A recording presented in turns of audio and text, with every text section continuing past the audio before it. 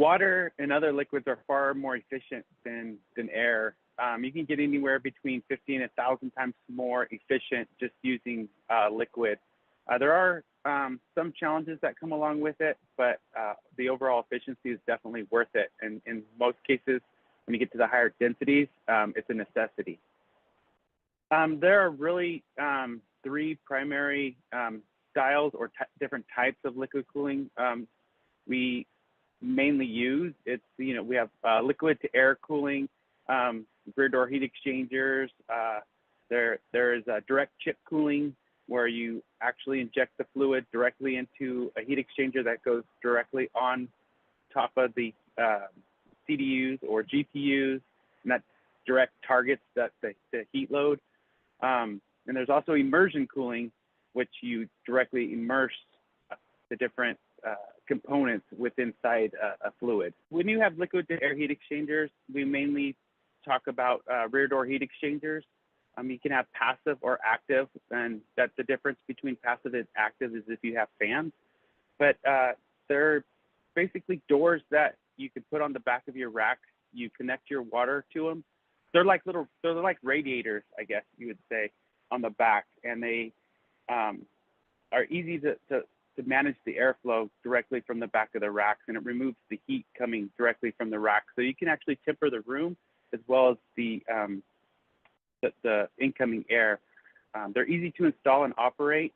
They target racks. They make airflow management a lot easier, and you could do it with minimal changes. So there's direct chip cooling, and when we first went into liquid cooling, we kind of weighed the options of rear door heat exchangers, which is liquid to air, and then there's direct chip. Direct chip cooling, we chose that route because you get the water closer to the heat source, and you can target that cooling a little bit better, a little easier. You're not working with as much air. With the rear door heat exchangers, it is more targeted than the traditional hot and cold aisle, and it is a lot more efficient, but you still have a lot of fans and fan noise. With the direct chip cooling, your data center stays cool, and you get that heat noise, or that fan noise is reduced, and it's actually more efficient. And the technology is becoming more apparent that direct chip cooling has a lot more life than the rear door heat exchangers.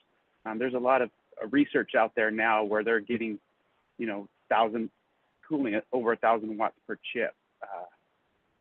So I see a longer life with the direct chip cooling. They're doing a really good job at heat mapping the hot spots on the chips, and they're targeting those hot spots using 3D printers, specializing their heat exchangers to right where the hot spots are, and you could pipe in that water and it comes right out. You don't have any leakage.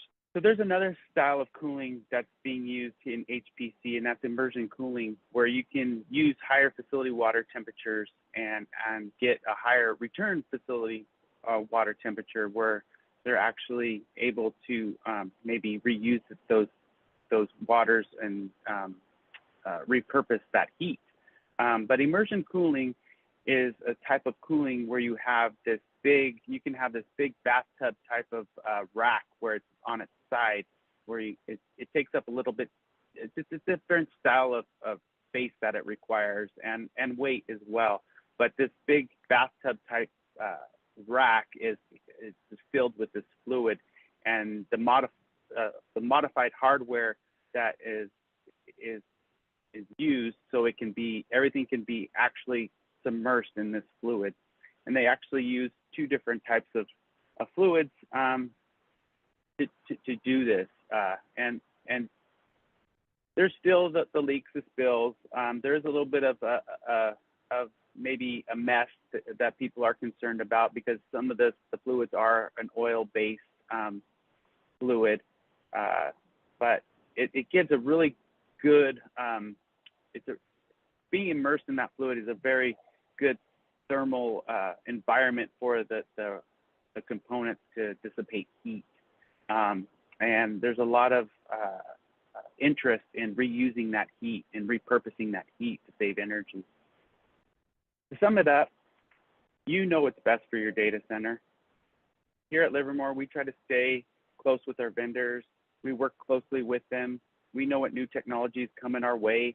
So we try to keep it going in that direction. We try to stay ahead of that curve.